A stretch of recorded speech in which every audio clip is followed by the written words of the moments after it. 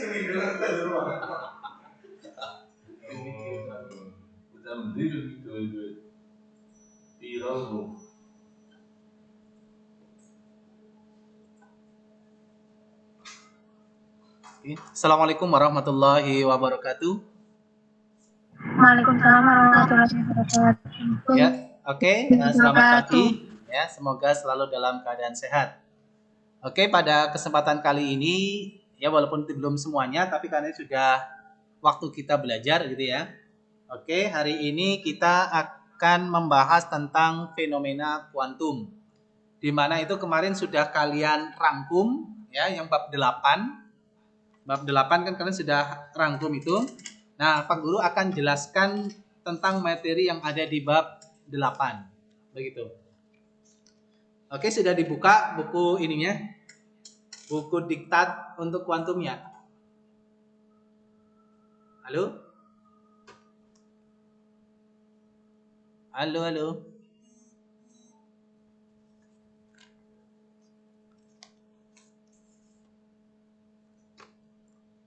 Oke, sudah kalian siapkan buku catatan kemarin tentang resume, dan juga bagi yang memiliki buku untuk diktat silakan bisa dibuka. Oke. Untuk suara Pak Guru jelas ya?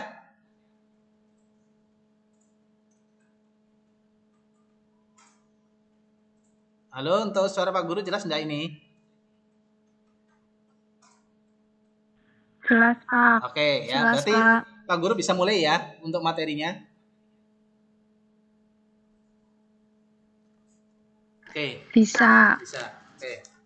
Jadi Pak Guru akan bahas tentang bab 8 ya, yaitu konsep dan fenomena kuantum. Oke. Ya, jadi pada semester kedua ini kalian memasuki fisika ya, yang dikenal dengan sebutan fisika modern ya. Kalau dulu ketika kalian kelas 10 atau kelas 1 sampai dengan kelas 3 ya, semester yang pertama kalian baru belajar tentang fisika klasik ya. Oke. Mengapa muncul fisika modern? Karena di akhir abad ke-19 ya dan awal abad ke-20 ya, itu fisika mengalami shock, yaitu ada 3 kejadian di mana pada ketiga kejadian ini tidak bisa dijelaskan dengan fisika klasik. Maka fisika membutuhkan hukum-hukum baru ya, sehingga dia mampu menjelaskan tentang fenomena-fenomena tadi. Nah, salah satu fenomena yang muncul itu adalah radiasi benda hitam. Oke. Jadi pada konsep dan fenomena kuantum diawali dulu materinya dengan radiasi benda hitam, begitu. Ya. Karena itu menjadi pembuka awal daripada munculnya fisika modern. Kalau kalian ingat bahwa hantaran panas itu ada 3 cara ya. Yang pertama ada konduksi, konveksi, dan radiasi. Konduksi itu hantaran panas yang biasa terjadi pada benda padat, di mana pada hantaran panas itu tidak melibatkan pergerakan partikel. Sedangkan konveksi itu hantaran panas dengan melibatkan pergerakan partikel. Sedangkan radiasi itu dengan pancaran. Begitu. Oke, jelas ya? Nah, sekarang kita mulai dulu dari radiasi benda hitam. Oke, sebelum masuk ke radiasi benda hitam, Pak Guru jelaskan makna dari kata kuantum. Ya. Kuantum berasal dari kata kuanta. Kuanta itu adalah paket. Ya. Karena di awal abad ke-20 atau akhir abad 19 ini ya, itu kita memiliki cara pandang yang baru terhadap dunia fisika. Cara pandang di sini adalah berkaitan dengan konsepsi energi. Jadi dahulu kita memandang energi itu seperti aliran ya.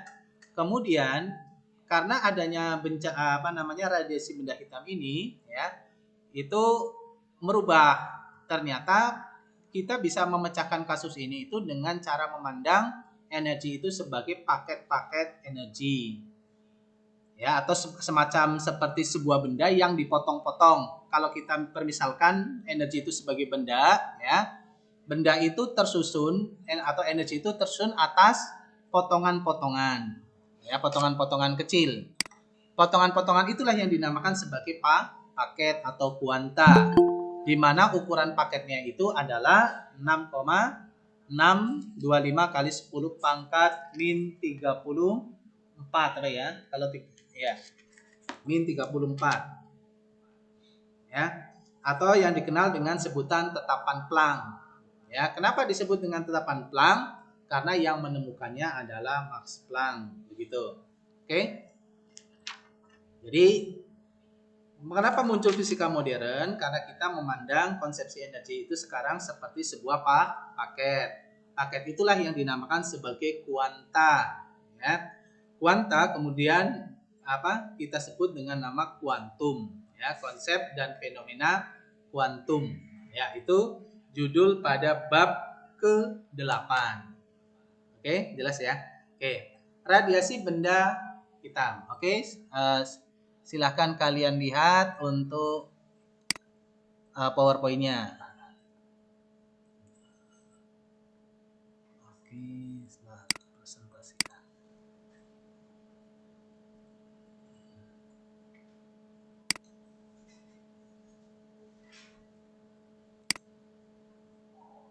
Ya.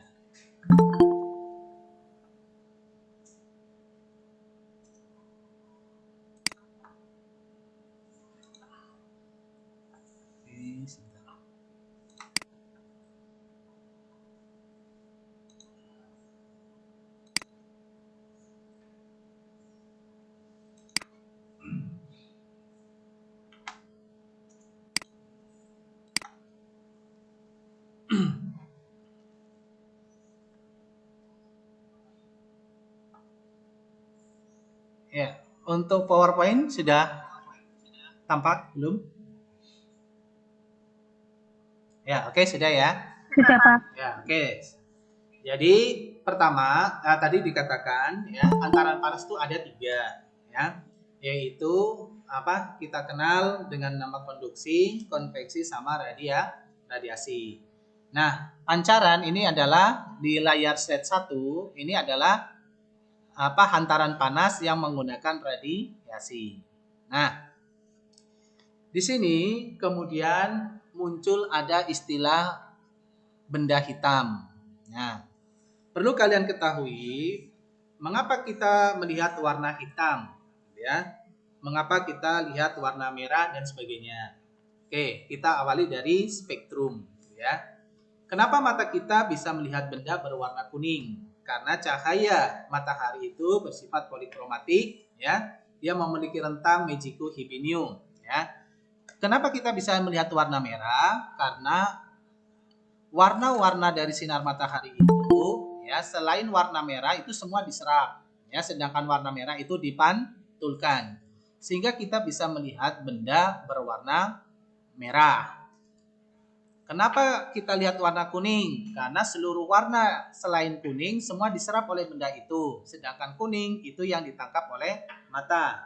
Maka kita mendapatkan warna kuning. Kenapa kita lihat warna putih? Karena seluruh cahaya itu semuanya dipantulkan. Ya, cahaya polikromatik itu semuanya dipantulkan menuju ke mata kita. Tidak ada cahaya yang diserap oleh benda. Maka kita mendapatkan cahaya warna putih. Kan begitu? Nah, berikutnya, kenapa kita melihat benda berwarna hitam? Nah, karena seluruh cahaya, spektrum cahaya itu semuanya ditangkap oleh benda tadi. Tidak ada yang dipantulkan. Begitu. Tidak ada cahaya yang dipantulkan. Seluruh cahaya itu masuk ke dalam benda. Maka kita mendapatkan warna hitam. Oke, jelas ya? Nah, di sini maka muncullah keanehan, ya. Judul di sini subbab pertama radiasi benda hitam. Radiasi itu kan pancaran, gitu ya. Oh, ternyata selanjutnya definisi benda hitam itu di dalam konsep fisika modern memiliki perbedaan makna ya dengan fisika klasik. Jadi benda hitam adalah sebutan untuk benda yang mampu menyerap dan melepas kalor radiasi termal dengan baik. Ya. Jadi ternyata benda hitam itu tidak hanya menyerap, ya, tetapi juga dia melepaskan kalor, ya, kalor radiasi. Nah, maka radiasi dapat diartikan sebagai energi yang dipancarkan dalam bentuk partikel atau gelombang. Ya, Gustav Robert Kirchhoff mengatakan benda hitam adalah sebutan untuk benda yang mampu menyerap dan melepas kalor radiasi dengan baik. Ya, karena dia mampu melepas kalor itu salah satu bentuk energi, gitu ya. Maka Stephen Boltzmann di dalam buku kalian di halaman 141 menyebutkan, ya, besarnya daya radiasi per satuan luas disebut intensitas radiasi dari suatu benda sesuai dengan hukum Stephen Boltzmann, ya, yaitu daya total persatuan luas yang dipancarkan pada semua frekuensi oleh suatu benda adalah sebanding dengan pangkat 4 suhu mutlaknya. Ya. Oke, ini di slide ketiga. Ya. Di slide ketiga dikatakan daya total persatuan luas atau intensitas yang dipancarkan, ya, pada semua frekuensi oleh suatu benda adalah sebanding dengan pangkat 4 daripada suhu mutlak. Ya. Jadi kalau pada kasus ini, ya, energi ini bersebanding dengan pangkat 4 daripada temperatur. Ya. Untuk temperaturnya itu dalam satuan Kelvin. Oke. Di sini ada kotakan gitu ya. Sama dengan kalor Q per T, ya, sama dengan E. E itu adalah emitivitas, ya. Kemudian yang nilainya antara 0 sampai dengan 1, ya. Nilai E itu antara 0 sampai dengan 1. Kemudian berikutnya, ya, ini ada suatu simbol. Simbol ini dinamakan sebagai tetapan Stephen Boltzmann yang nilainya adalah 5,67 kali 10 pangkat min 8. A itu adalah luas permukaan dan T itu adalah temperatur dalam suhu mutlak. Nah, begitu. Oke. Sejauh ini jelas ya? Oke, Pak Guru lanjutkan lagi. Oke, silakan Anda buka halaman 142. Jadi sekarang benda hitam itu bukanlah benda yang dia menyerap segala sesuatu, tidak, gitu ya. Tetapi di sini dimungkinkan benda hitam itu juga mampu memancarkan radiasi, sama seperti kisah pada black hole, lubang hitam, gitu ya.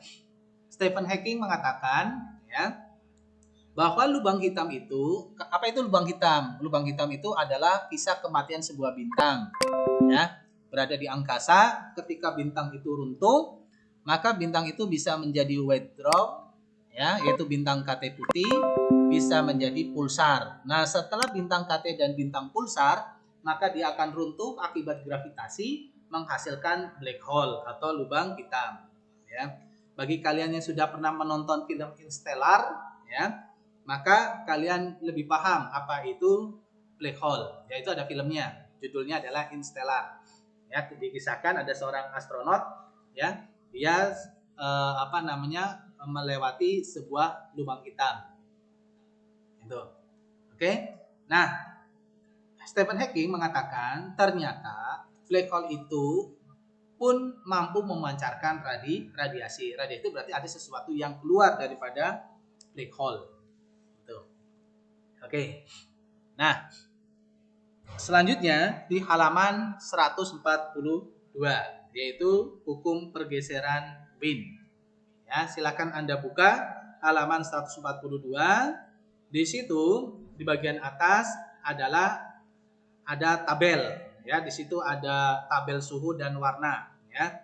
Warna spektrum, jika warna merah tua maka dia temperaturnya 500 sampai 600. Ya, kemudian merah cherry 700-800, merah orange 900. Nah, perhatikan semakin ke kanan ya, ketika warna benda itu semakin menuju ke arah putih ya, berarti suhu atau temperaturnya itu makin tinggi. Ya, suhu atau temperatur makin tinggi. Ya. Jadi kalau kalian melihat bintang berwarna biru masih gitu ya, maka itu adalah bintang dengan temperatur yang sangat tinggi. Dan biasanya bintang-bintang yang seperti itu usianya belum lama atau baru dilahirkan. Tapi kalau bintang itu sudah berwarna merah atau kuning, ya, maka bintang-bintang itu adalah bintang-bintang yang akan padam. Nah, matahari kita di dalam diagram HR Hertzsprung-Russell itu sudah sampai pada warna merah kekuningan. Artinya, di dalam umur alam semesta, matahari itu sudah mendekati masa akhir daripada kehidupan daripada matahari. Nah, kalau matahari itu hancur gitu ya, maka dia akan berubah menjadi white dwarf. Kalau white dwarf saja sudah tidak mampu, maka bisa dimungkinkan muncullah yang namanya black hole ya. Dalam hukum pergeseran Wien itu di atas ya, radiasi kalor suatu benda sebanding dengan pangkat 4 suhu mutlaknya. Sudah dijelaskan di slide sebelumnya. Radiasi energi ini dalam beberapa kasus dapat dilihat dengan mata telanjang ya, bila spektrum gelombang yang dipancarkan ada dalam rentang cahaya tampak. Nah, oke. Cahaya tampak. Sebelum bab ini Anda sebelum kita berakhir di semester 1, kita belajar gelombang elektromagnetik. Ya, Pak Guru tidak sempat menjelaskan dan tidak sempat buat video, tetapi Pak Guru mengupload materi tentang gelombang elektromagnetik. Bahwa gelombang elektromagnetik itu tidak hanya terdiri daripada cahaya tampak. Ada juga sinar gamma, sinar X, ultraviolet, cahaya tampak ya, inframerah ya, kemudian ada gelombang radio. Itu semua dalam kelompok gelombang elektromagnetik ya. Oke. Kita lanjutkan untuk yang Wien-nya ya. Dari grafik itu dapat ditarik dua simpulan ya. Banyaknya radiasi kalor yang dipancarkan benda sebanding dengan pangkat 4 suhu mutlak. Besarnya kalor radiasi ditunjuk oleh luas daerah di bawah kurva. Kemudian yang kedua, hubungan antara suhu mutlak benda dengan panjang gelombang yang dipancarkan saat intensitas radiasi bernilai maksimum sebagai hubungan berbanding terbalik. Semakin besar suhu mutlak benda, maka semakin pendek panjang gelombangnya. Nah, dari sini maka Anda tahu tentang kehidupan sehari-hari. Oke, kita lihat.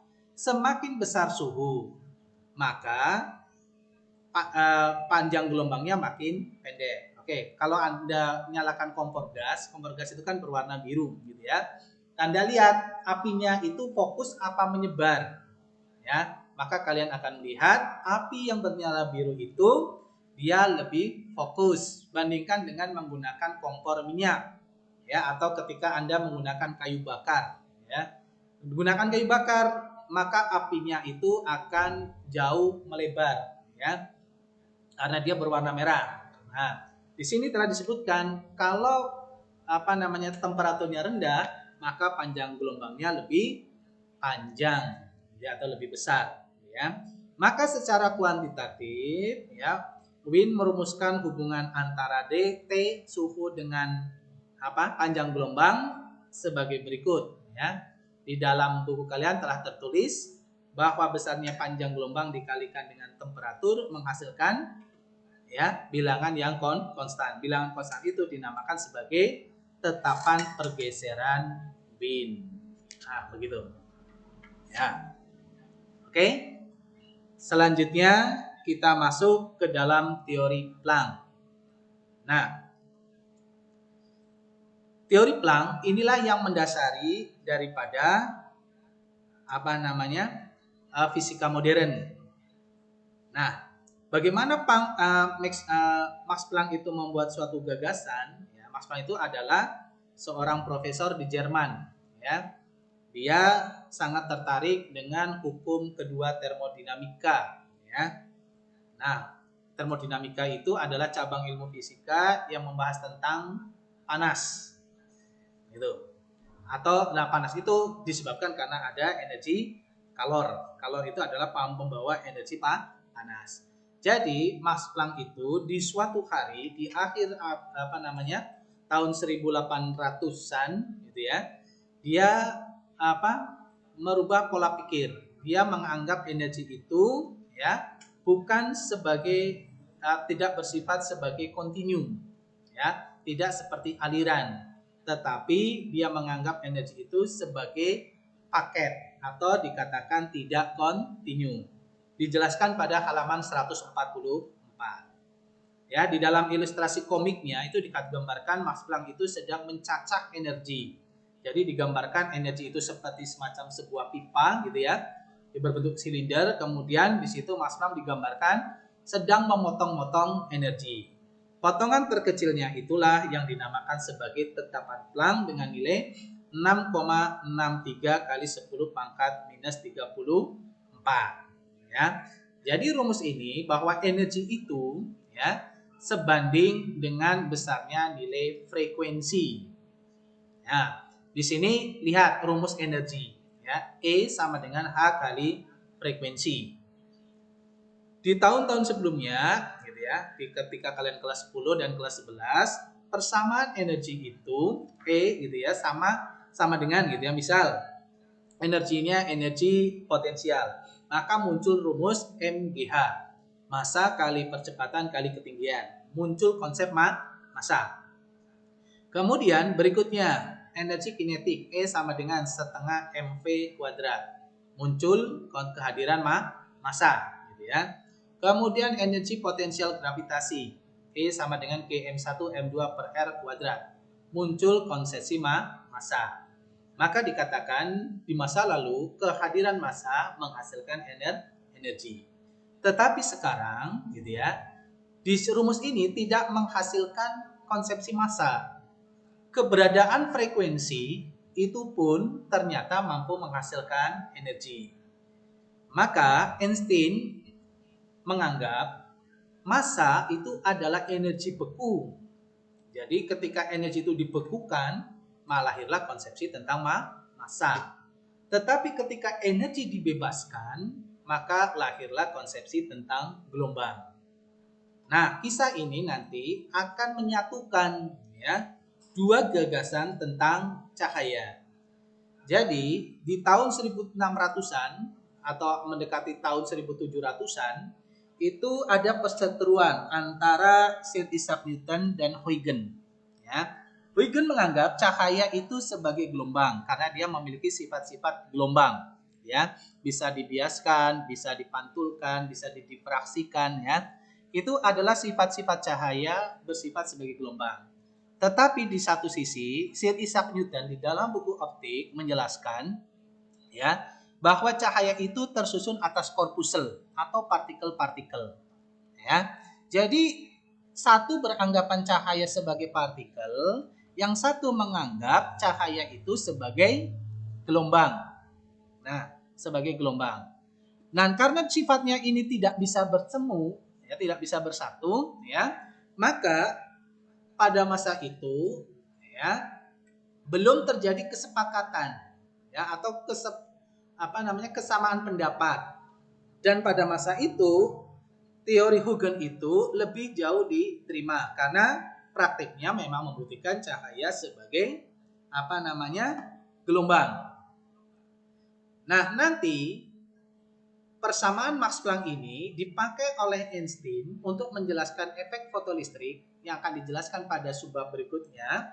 Nah, ternyata energi cahaya itu tersusun atas partikel yang kita kenal dengan sebutan foton. Nah, nanti Einstein mampu membuktikan kebenaran dari pendapat Newton bahwa ternyata cahaya pun bisa bersifat sebagai partikel. Karena dua-duanya ini memiliki hasil eksperimen yang kokoh, maka di suatu hari itu ada orang yang berhipotesis, ya, bernama Paul, mengatakan suatu hari nanti akan ditemukan cahaya itu memiliki dua sifat. yaitu sebagai sifat cahaya dan sebagai cahaya bersifat sebagai gelombang dan cahaya sebagai benda. Nah, sifat inilah nanti ditemukan di dalam hamburan sinar Bragg. Nah, disitulah nanti di waktu bersamaan cahaya itu bisa diamati sebagai partikel dan bisa sebagai gelombang. Nah, maka muncullah teori lokalitas dan non-lokalitas.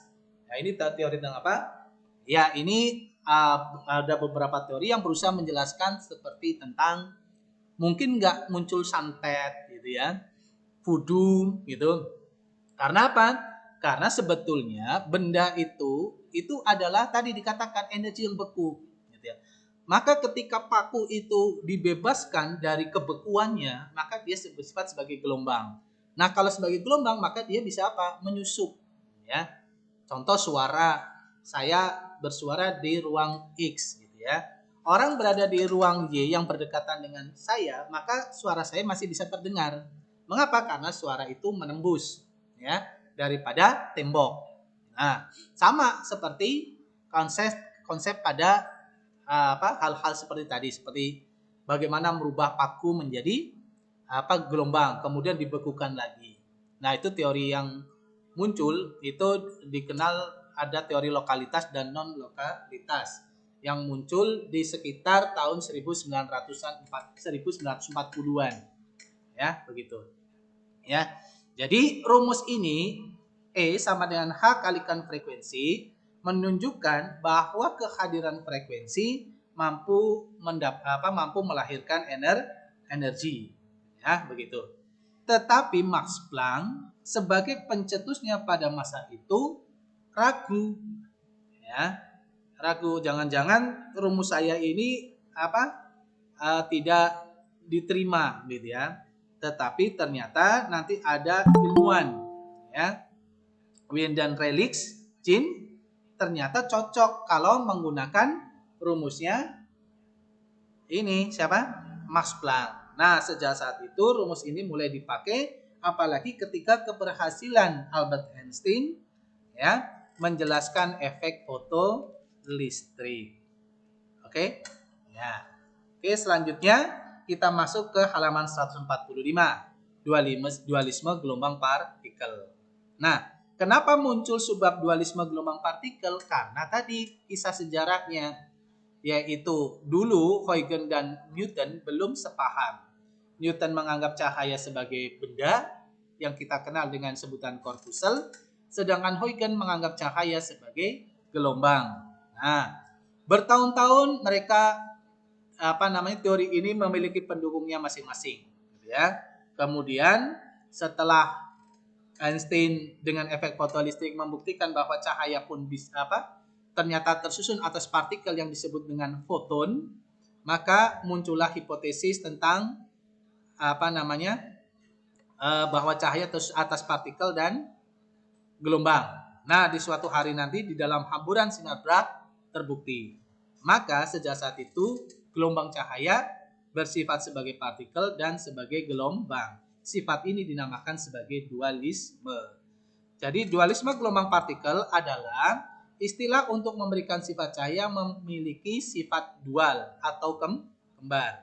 Satu sebagai gelombang karena dia dapat menimbulkan gejala-gejala gelombang seperti refraksi, difraksi, interferensi, polarisasi, dan dispersi. Ya. Kemudian yang kedua sebagai partikel karena dia mampu menjelaskan efek fotolistrik dan efek Compton. Hipotesis de Broglie dan teori ketidakpastian Heisenberg, di mana peristiwa tersebut dapat dijelaskan dengan menganggap cahaya sebagai partikel. Ya. Sifat dual ini tidak bisa hadir bersamaan karena cahaya berperilaku sebagai gelombang. Maka sifat-sifat partikelnya tidak dapat diamati. Sebaliknya, manakala cahaya menampakkan sifat partikelnya, maka sifat sebagai gelombang tidak terlihat. Oke. Selanjutnya kita masuk ke dalam efek fotolistrik. Ya, di dalam peristiwa efek fotolistrik, akhirnya kita menemukan partikel. Partikel itu namanya foton. Ya, jadi kalau zaman dulu kita hanya tahu proton, elektron, neutron, kan begitu. Proton, elektron, neutron itu ada pada benda-benda, ya. Nah, kalau gitu partikel apa yang sebagai pembawa cahaya? Namanya foton. Sebetulnya nama partikel itu banyak. Ada foton dan setelah itu berturut-turut, ya. Ada apa namanya omega minus gitu ya. Dan lain-lain sebagainya. Nah, bagaimana cara untuk mendapatkan partikel para ilmuwan sekarang, gitu ya? Yaitu dengan cara menggunakan apa namanya pemercepat partikel. Nanti setelah keluar kemudian difoto dalam kamar kabut, gitu ya. Kemudian hasilnya itu diamati, itu. Dan sekarang para ilmuwan ini sedang mencari, gitu ya, graviton. Graviton itu pembawa medan gravitasi. Nah, perlu kalian ketahui kalau partikel itu kalau sudah ditemukan positif pasti akan ditemukan lawannya negatif. Ya, jadi ada positif, ada negatif gitu ya. Nah, nanti kalau ketemu apa namanya graviton, pembawa gravitasi pasti akan ditemukan pasti ada yang namanya anti gravitasi. Kalau suatu hari nanti manusia bisa menemukan partikel anti gravitasi ya seperti di dalam film-film fiksi ilmiah, maka kita bisa membuat kendaraan-kendaraan yang mampu terbang melayang begitu. Ya. Foton adalah partikel elementer dalam fenomena elektromagnetik. Biasanya foton dianggap sebagai pembawa radiasi elektromagnetik seperti cahaya, gelombang radio dan sinar X. Oke. Ini adalah bagian skema fotolistrik. Jadi ada sebuah tabung. Tabung ini diisi oleh gas, ya. Kemudian di tabung itu di sini di dalamnya itu ada tersusun atas dua plat. Plat yang pertama dihubungkan dengan lempeng negatif atau kalau ada tanda elektronik itu satu pendek satu panjang itu berarti tanda daripada penghasil tegangan DC direct current. Ya, nanti dia dihubungkan dengan negatif, maka elemen yang berhubungan dengan sisi kutub negatif dinamakan katode. Sedangkan yang berhubungan dengan sifat positif dinamakan sebagai anode. Oke, perhatikan di sini dia adalah putus kan gitu ya. Nah, berarti tidak ada elektron yang bergerak. Begitu. Oke. Kenapa muncul gejala kelistrikan? Gejala kelistrikan itu bisa muncul ya disebabkan karena adanya pergerakan elektron. Sudah kalian bahas dan kalian pelajari pada saat kalian berada di kelas 12 bab yang pertama arus listrik.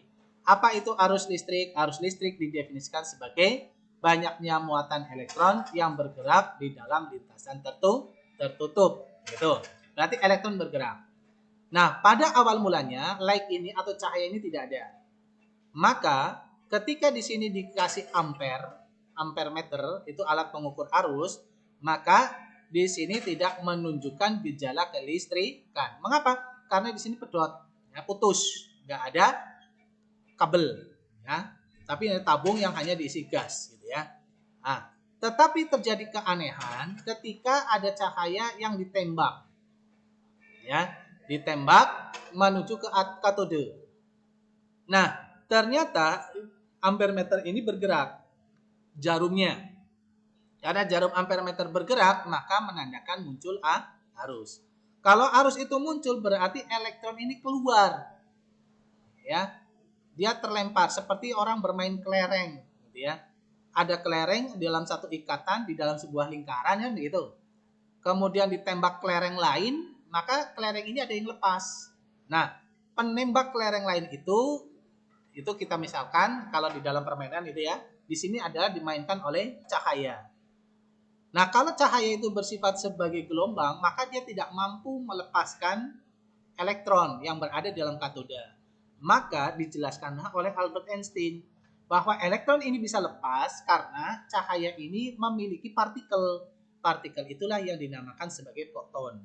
Kalau tidak salah dia menemukannya itu di antara tahun 1904 ya. Sekitar itulah. Itu dia menjelaskan tentang eksperimen efek fotolistrik.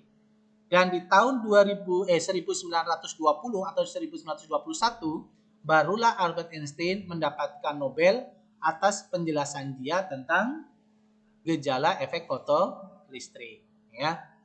Jadi Einstein walaupun dia sangat jenius gitu ya, dia hanya mendapatkan Nobel ya untuk bidang fisika berkaitan dengan penjelasan efek fotolistrik. Ya. Mengapa kok Albert Einstein hanya mendapat 1 padahal karyanya banyak? Karena Nobel itu adalah seorang eksperimentalis, ya, di mana dia memberikan penghargaan kepada orang-orang yang mampu menunjukkan gejala-gejala fisika, gitu ya. Tetapi di eksperimennya ada, gitu ya. Seperti contohnya Marie Curie. Marie Curie dia dapat 2 di bidang kimia dan bidang fisika. Bidang kimia dia karena mampu menemukan polonium dan radium, dan di bidang fisika karena penjelasan daripada reaksi inti. Nah, untuk efek fotolistrik bisa dijelaskan oleh Einstein dengan cara menganggap cahaya sebagai partikel. Nah, begitu. Oke, kita lanjut. Jadi, efek fotolistrik adalah gejala terlepasnya elektron dari permukaan logam ketika disinari cahaya atau energi foton yang frekuensinya melebihi frekuensi ambang. Elektron yang lepas dari logam akibat efek fotolistrik disebut sebagai fotoelektron. Jadi syaratnya HF cahaya yang datang, ya, cahaya energi itu kan memiliki rumus tadi HF. HF cahaya yang datang harus lebih besar, ya, daripada fungsi kerja. Ya. Jadi HF min HF0, ya, sama dengan, ya, akan menghasilkan gejala pergerakan elektron, berarti ada energi kinetik sama dengan setengah mv kuadrat sama dengan, karena setelah itu menghasilkan gejala kelistrikan, menghasilkan rumus EV. Jadi rumus efek fotolistrik adalah kalau di buku itu, ya, itu baru EK sama dengan E min N0. Lengkapnya adalah, ya, HF min HF0 sama dengan setengah mv kuadrat sama dengan EV atau elektron volt. Nah, keberhasilan Einstein membuktikan cahaya sebagai partikel juga didukung oleh percobaan yang dilakukan oleh Compton yang dikenal dengan sebutan efek Compton. Ada pada halaman 148. Ya, 148, Compton pun berhasil membuktikan bahwa cahaya sebagai partikel. Sehingga akhirnya Louis de Broglie mengembangkan sebuah gagasan yang terangkat dari sifat dualisme gelombang cahaya partikel yang dinamakan teorema de Broglie. Ya, bahwa karena cahaya yang semula dipahami sebagai gelombang ternyata bersifat sebagai partikel, maka partikel-partikel seperti elektron dapat berperilaku sebagai gelombang. Berdasarkan hipotesisnya itu, de Broglie menghitung panjang gelombang yang dimiliki oleh sebuah partikel ketika bergerak dengan kecepatan v. Ya, ada pada halaman 148. Nah, teknologi apa saja yang bisa diterapkan di dalam efek fotolistrik? Ya, antara yang adalah dubbing film, tabung foto pengganda, diode laser foto, sel surya, kamera, CCD, chart, couple device. Oke? Itu adalah penjelasan daripada bab 8. Ya. Bab 8 yang dengan tema konsep dan fenomena kuantum. Oke? Jelas? Apakah ada yang mau bertanya sebelum kita akhiri? Ya. Silakan. Bagi yang mau bertanya, dipersilahkan. Jadi, ya, oke, silakan. Siapa yang mau bertanya? Ya, silakan kalian melengkapi catatan kalian, ya, resume yang telah kalian buat, gitu ya. Kemudian mungkin ada catatan-catatan yang kurang, bisa dilengkapi. Jadi untuk materi pada minggu ini, Pak Guru menjelaskan tentang resume yang telah kalian buat pada minggu yang lalu. Ya, jadi Pak Guru jelaskan apa itu konsep dan fenomena kuantum. Ya, kuantum berasal dari kata kuanta. Kuanta itu paket. Yang dimaksud di sini adalah paket-paket energi. Karena di akhir abad ke-19 para fisikawan menganggap energi itu, terutama Max Planck menganggap bahwa energi itu tersusun atas paket-paket yang nilainya paket energi itu E sama dengan H kalikan frekuensi. Dengan menganggap E sama dengan H kali frekuensi, maka rumus ini kemudian dipakai ya oleh Albert Einstein untuk membuktikan bahwa cahaya sebagai partikel. Ternyata tidak hanya Albert Einstein saja yang mampu membuktikan cahaya sebagai partikel, ada Compton. Sehingga akhirnya de Broglie membuat teorema de Broglie. Dan setelah itu, betul apa yang diteoremakan oleh de Broglie, dalam hamburan sinar Bragg maka ditemukan cahaya bersifat sebagai partikel dan sebagai gelombang. Setelah itu muncullah konsepsi dualisme gelombang partikel, yaitu menganggap cahaya sebagai gelombang dan partikel. Tapi sifat ini tidak akan susah didapat di dalam waktu yang bersamaan. Kalau dia bersifat sebagai gelombang, ya sifat-sifat partikelnya tidak muncul. Kalau dia bersifat sebagai partikel, berarti sifat-sifat gelombangnya yang tidak muncul. Oke, silakan bagi yang mau bertanya. Ya, pada minggu yang akan datang kita akan membahas tentang atom. Ya, lanjutannya nanti kita akan membahas tentang teori atom. Ya, kalau di buku itu adalah teknologi digital, tapi kita lewati dulu. Ya, kita nanti pada pertemuan berikutnya kita masuk di dalam teori atom. Oke, sebelum Pak Guru tutup untuk sesi hari ini, silakan untuk bertanya bagi yang kurang paham. Oke, silakan. Ada yang mau bertanya tidak? Pas semua? Ya, Arya, Dias, Rafa, ada yang mau bertanya? Oh ya, jangan lupa absen ya. Absennya ada di GCR.